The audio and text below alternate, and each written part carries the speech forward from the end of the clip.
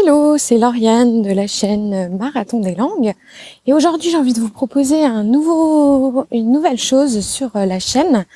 Eh bien, ça sera les défis de l'été. J'ai envie de les appeler les défis langues de l'été pour ne pas perdre la motivation, pour continuer à apprendre les langues tout au long de l'été et surtout ne pas perdre tout ce que vous avez appris jusque-là à cause de un mois ou deux d'inactivité dans la langue que vous apprenez. Alors aujourd'hui, je vous propose de relever ce premier défi, donc le premier défi de l'été. Donc je vais vous en proposer un par jour. Donc soyez bien connectés sur la chaîne si vous voulez suivre tous les défis de l'été.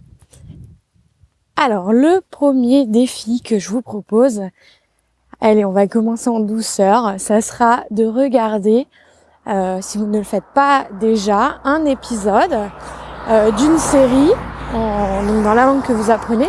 Donc, si vous débutez, peut-être pas un épisode entier, mais plutôt, si c'est vraiment le début de la langue, si vous êtes vraiment à vos débuts, prenez plutôt 10 minutes, regardez juste 10 minutes, même si vous regardez pas tout, c'est pas grave. Il vaut mieux le faire seulement 5 ou 10 minutes plutôt que 1 heure ou 40 minutes et d'être frustré parce que c'est trop long, c'est trop difficile. Donc voilà, prenez un épisode. Si vous avez Netflix, c'est parfait. Vous pouvez aller sur Netflix, activer les sous-titres, mais en VO, attention, les activez pas en français.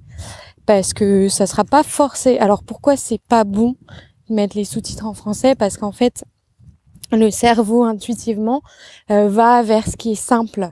Donc en fait, ça sera plus simple de lire en français que d'écouter la langue étrangère. Donc ce que je vous conseille, c'est vraiment de laisser les sous-titres en VO. Au moins, vous pourrez entendre et lire en même temps, ce qui est une super pratique pour votre apprentissage. Donc si vous n'avez pas Netflix, tout simplement vous pouvez aller sur YouTube, vous tapez épisode en telle langue, ou même aller voir sur le Marathon des Langues, sur le blog Marathon des Langues. J'ai regardé dans les catégories de langues qui vous intéressent.